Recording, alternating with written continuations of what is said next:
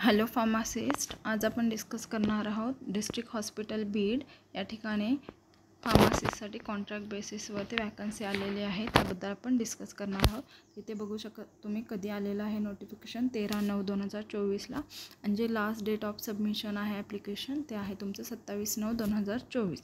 तर त्याच्याबद्दल आपण आज डिस्कस करूया।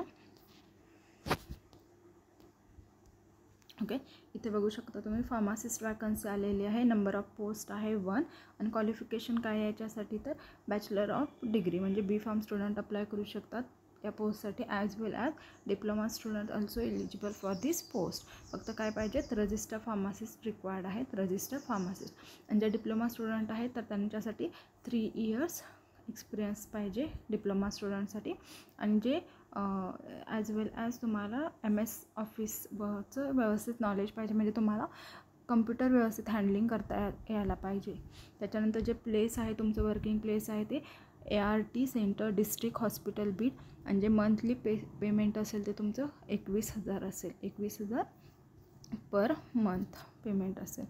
त्याच्यानंतर हे कसं अप्लाय करायचं इथे बघू शकता तुम्ही। एज लिमिट काय आहे तर 60 years up to 60 years you can apply for this post. त्याच्यानंतर जो अपॉइंटमेंट टाईप आहे तो काय आहे तुमचा कॉन्ट्रॅक्ट बेसिस आहे किंवा टेम्पररी आहे, परमनंट नाही आहे। आणि याच्यामध्ये कोणतंही अलाउन्स भेटणार नाही तुम्हाला, TADA हे कोणतंही अलाउन्स भेटणार नाही।